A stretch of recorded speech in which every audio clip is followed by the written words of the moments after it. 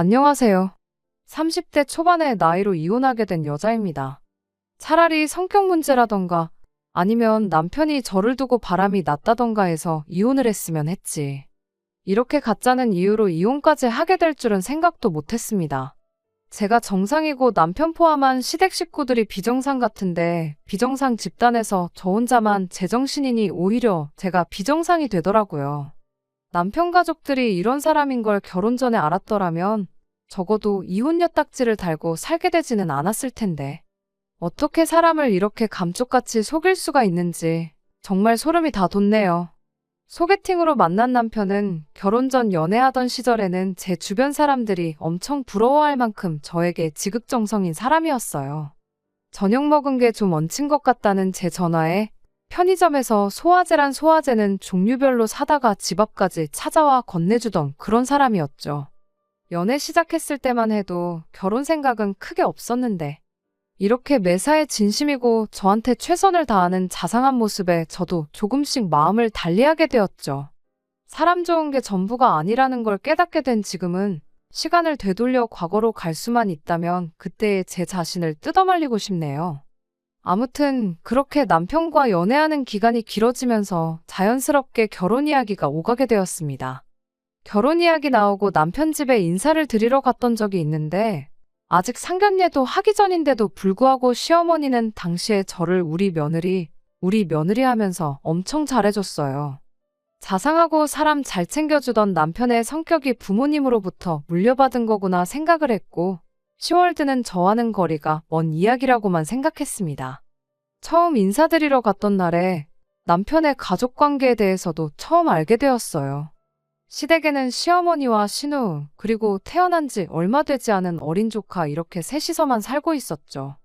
아버지는 남편이 어렸을 적에 집을 나간 뒤로 연락 한 통이 없다고 했고 신우는 얼마 전에 성격 차이로 이혼을 해서 시어머니 집으로 들어온 거라고 하더군요. 사람마다 다 각자의 사정이 있을 수도 있는 법이라며 저희 부모님은 이런 남편의 가족관계를 크게 흠으로 생각하지 않으셨어요. 시댁에 처음 인사드리고 얼마 지나지 않아서 상견례까지 하게 되었는데 상견례 할 때도 양가 분위기가 참 좋았죠. 형식적인 건 다 생략하고 해줄 수 있는 지원은 다 해주자는 식으로 이야기가 나왔고 양가 어른들의 뜻이 잘 맞아서 상견례도 무사히 마칠 수 있었습니다. 결혼 준비에 한창이던 때 시어머니가 저만 따로 집으로 부르셔서 찾아간 적이 있었어요. 집에 갔더니 신우는 돈 벌어야 된다고 일하러 나가 있는 상황이었고 시어머니 혼자서 어린 시조카를 돌봐주고 있었습니다. 아이 때문에 어디 나가서 식사는 하지 못하고 시댁에서 간단하게 식사를 마쳤죠.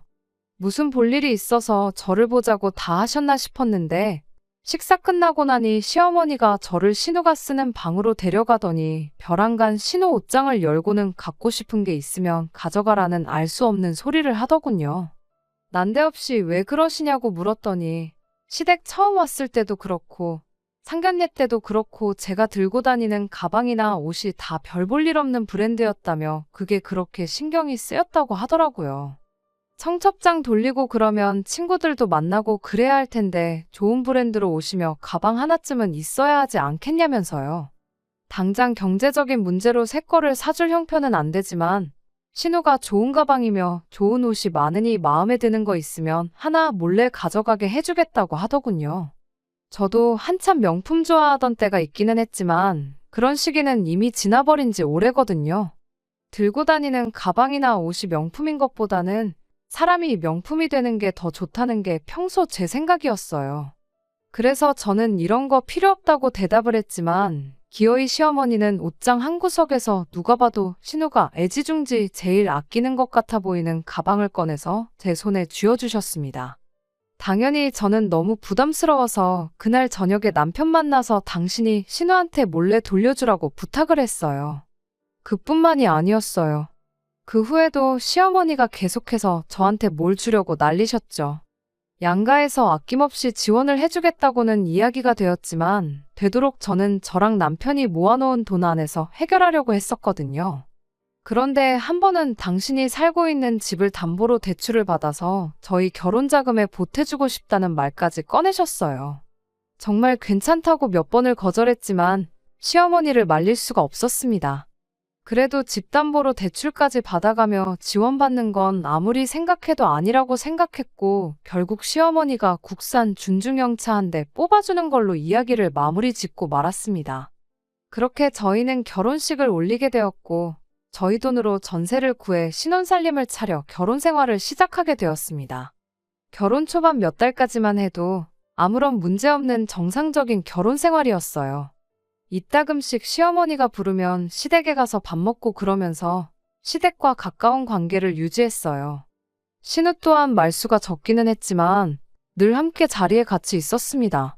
그러던 어느 날이었어요. 시어머니가 난데없이 신우네 아이를 한번 안아보라고 하시더라고요. 아이라고는 한 번도 안아본 적이 없었다 보니 무서워서 싫다고 거절을 했지만 너도 언젠간 아이를 키우지 않겠냐며 기어이 제 품에 아이를 안겨주시더군요. 애 없이 살 생각은 아니었지만 당장은 자녀 계획이 없었는데 제가 시댁에 와서 아이를 안아보면 몇 번이나 더 안아본다고 벌써부터 부담을 주시나 싶었어요. 아이는 생각보다 얌전해서 제 품에 안겨서도 울지도 않고 잘 있더라고요. 그래도 한 번 안아줬다고 외숙모인 걸 알아보나 싶어서 그 뒤부터는 시댁에 갈 때마다 아이 옷이라든지 장난감이라든지 해서 몇 개씩 사서 갔었습니다. 그렇게 또 몇 달이 지나서였어요. 여느 때와 다름없이 시어머니가 같이 식사나 하자고 집으로 저희를 부르셨죠. 평소에는 말수가 적어서 몇 번 대화를 나눠본 적 없던 신우도 제가 그동안 사갔던 선물 때문에 그런가 저를 밝게 반겨줬습니다. 그런데 이번엔 신우까지 나서서 제 품에 아이를 안겨주더라고요. 그때까지만 해도 저는 아무 생각이 없었어요. 그런데 이 모든 것들이 다른 꿍꿍이가 있어서 그랬다는 걸 알게 되었습니다. 식사 마치고 나서 간단하게 녹차랑 커피 이런 걸 해서 차를 마시고 있었는데 시어머니가 먼저 저한테 자녀 계획에 대해서 묻더라고요. 말씀드렸다시피 저희는 신혼생활 한참 즐기고 천천히 아이를 가질 계획이었는데 난데없이 자녀 계획을 물어보길래 저는 그냥 남편이 시어머니께 따로 저희의 계획에 대해서 언지를 하지 않았나 보다 생각했어요. 그래서 이참에 제가 제대로 설명을 드려야겠다 싶었죠.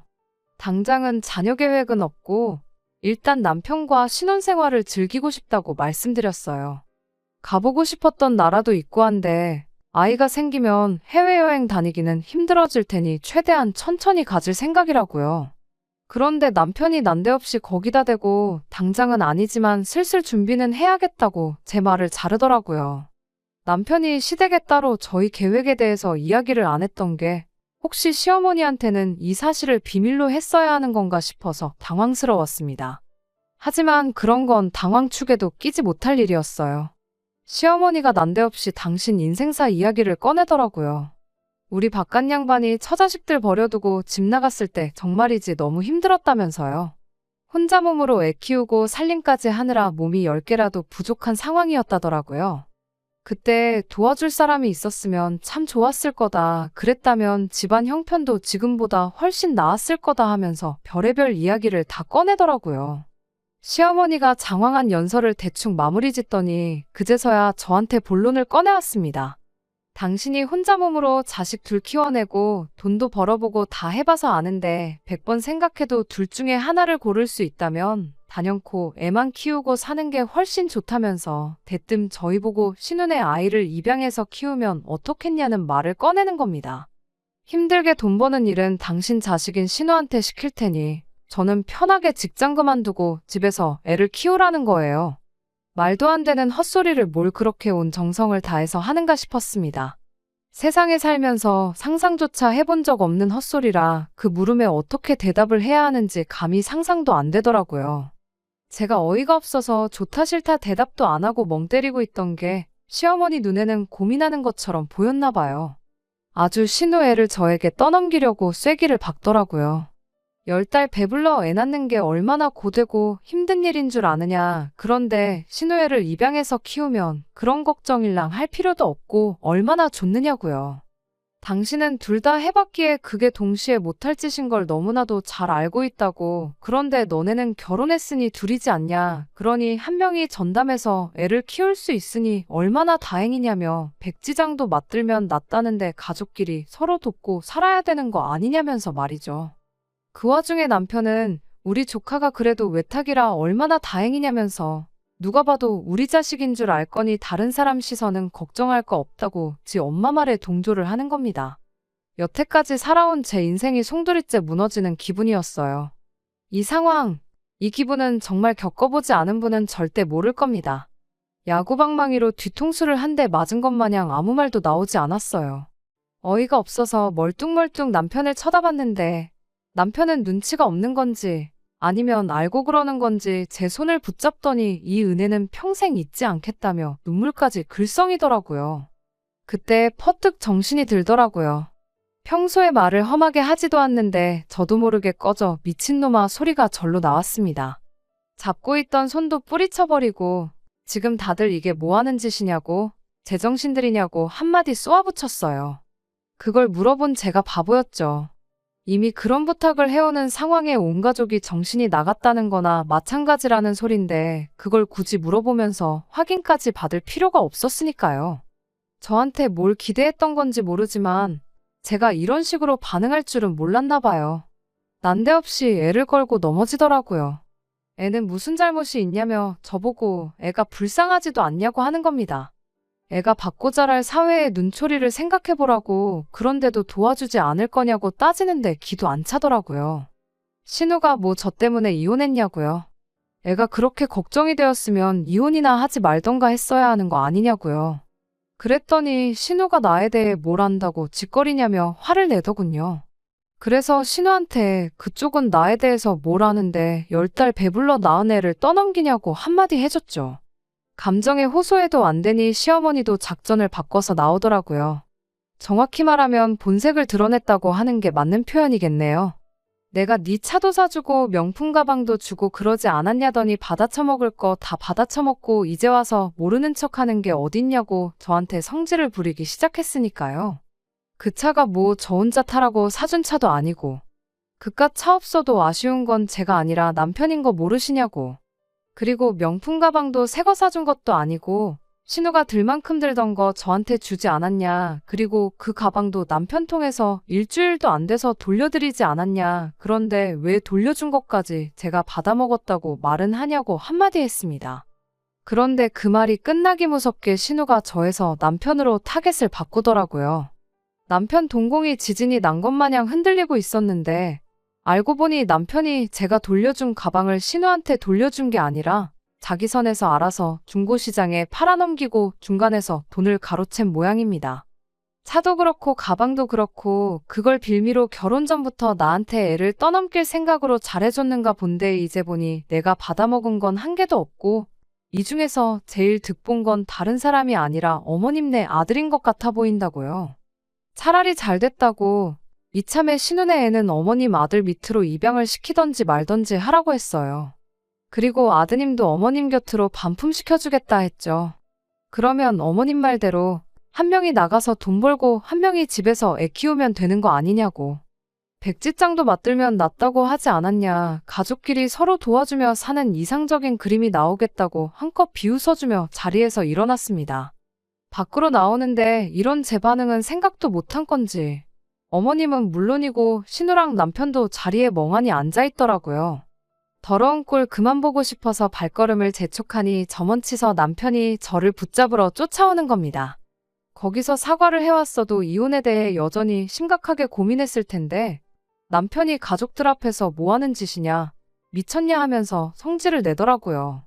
대한민국에서 이혼녀로 사는 게 얼마나 힘든 줄 아냐고 사람들 눈초리며 손가락질을 다 견딜 수 있겠냐고 하길래 어이가 없어서 한마디 했습니다. 니네 누나도 하는 걸 내가 못하겠냐고. 그리고 니네 누나처럼 매달린 이혼녀가 되는 게 아닌 게 천만 다행이지 않냐고요. 니네 누나가 대체 뭔 짓을 했길래 갓난쟁이 아이까지 데리고 이혼당했는지는 내가 알 거 없지만 니들 가족들 말하는 꼬락서니 보니 뭔 짓을 해도 충분히 했겠다고. 나한테 가족들 뒷바라지 떠넘길 생각하지 말고 그런 마음 있거든 니 혼자 실컷 하라고 말하고 정강이 한 대 걷어차주고 택시 잡아서 집으로 돌아왔습니다. 집에 오는 길에 친정부모님한테 연락해서 집으로 급하게 좀 와달라 말하고 자초지종을 설명했어요. 다행히도 남편이 저를 따라서 집에 도착하기 전에 친정부모님이 먼저 도착해 계셨어요. 친정 부모님이 같이 계시는데도 남편은 제 앞으로 성큼성큼 다가와서는 제 손목을 확 낚아채더라고요. 둘이서 잠깐 이야기 좀 하자는데 그걸 보고 저희 아버지가 가만 계실 분이 아니셨죠. 젊은 거 하나 믿고 저희 아버지를 뿌리칠 수 있겠구나 생각했나 본데 저희 아버지가 어릴 때 씨름을 하셨고 아직까지도 운동 하나만큼은 쉬지 않고 하시거든요. 그 길로 제 손목을 낚아챈 남편을 붙잡아다가 들배지기로 넘겨버렸어요. 남편이 거실 바닥에 나자빠져서는 힘으로는 어떻게 안 되겠다는 걸 깨달았는지 대화로 해결하자면서 가족끼리 서로 돕자고 하는 건데 제가 너무했다는 식으로 몰아가더라고요. 시댁에서야 한통속인지 식구들끼리 편을 들어주지 내 가족들 앞에서 그런다고 눈 하나 깜짝했겠나요? 친정아버지께서 다시 한번 남편 멱살을 붙잡고는 다른 거 다 떠나서 사람 좋은 거 하나만 믿고 내 딸을 맡겼더니 이렇게 뒤통수를 칠 수가 있냐고 마음 같아서는 어디 팔다리 하나씩 분질러버리고 깽감내주고 끝내고 싶지만 니깟 놈한테 1,000원 한 장 주기도 아까워서 그렇게 못하겠다고 호통을 치셨죠. 큰소리 떵떵 치던 남편이 멱살을 잡히고 나니 순한 양으로 돌변해서는 찍소리도 못하고 친정아버지 눈도 못 마주치고 벌벌 떨더군요. 여태까지 정을 생각해서 여기서 끝내주겠다고 일주일 줄 테니 이혼 서류랑 알아서 준비해서 내 앞에 가져오지 않으면 여태까지 참은 것까지 포함해서 아주 쑥대밭을 만들어주겠다 말하고 남편을 밀쳐버리셨어요. 남편은 다리에 힘이라도 풀린 건지 갓 태어난 송아지 마냥 제대로 일어서지도 못하고 소파에 철푸덕 자빠지더군요. 친정아버지가 지켜보는 가운데 저는 제 짐을 챙겨서 친정으로 돌아가게 되었습니다. 이틀 뒤 저녁에 남편한테 전화가 왔어요. 그제서야 미안하다고 사과를 해오더라고요. 누나며 시어머니며 자기가 2번 다시 조카 이야기는 꺼내지도 못하게 이야기했으니 우리 결혼할 때 서약했던 것처럼 알콩달콩 검은 머리 파풀이 될 때까지 행복하게 살자는 헛소리를 꺼내더라고요. 무슨 헛소리를 하고 자빠졌냐고 혹시 우리 아버지랑 통화하고 싶은 거냐고 묻고는 집에 계시지도 않는 아빠 부르면서 전화 좀 받아보라 한마디 했더니 1초도 기다리지 않고 전화를 끊어버렸습니다. 그리고 아버지가 시킨 대로 며칠 지나서 이혼 서류 준비해서 저희 집에 찾아왔어요. 그 와중에라도 남자답게 제대로 저희 부모님 앞에서 사과하고 용서를 구했다면 아마 그럴 일은 없겠지만 다시 생각하게 만드는 기회라도 왔었을 텐데. 남편한테 그럴 용기가, 그럴 주변머리가 있었다면 애초에 신우랑 시어머니가 그딴 헛소리 하고 있을 때 제 편을 들어주면서 자기 선에서 막았겠죠. 그렇게 남편하고는 말 같지도 않은 이유로 이혼을 하게 되었습니다. 돌이켜 생각해보면 시어머니가 집담보로 대출받아 신혼집 구할 돈 마련해주겠다 했을 때 거절한 게 참 잘한 일인 것 같아요. 이유 없는 호의는 없다. 세상에 공짜는 없다잖아요. 괜히 돈 얼마 아끼겠다고 받았으면 제 딴에도 꿀리는 게 있어서 제대로 대응도 못하고 소갈이 하고 있었을지도 모르겠어요. 사연 듣는 분들 중에 앞으로 결혼 앞두고 계신 분들이 계시다면 괜히 시댁에서 이유불문 상황 다 덮어놓고 호의부터 베풀어 온다면 의심부터 해보라는 조언을 해드리고 싶네요. 물론 모든 사람들이 그렇다는 건 아니지만 그렇다고 안 그런 사람들도 없는 건 아니니까 말이에요. 끝까지 들어주셔서 감사합니다. 오늘의 사연은 여기까지입니다. 구독과 좋아요, 알람 설정 부탁드리고 더 좋은 사연으로 다시 찾아뵙겠습니다.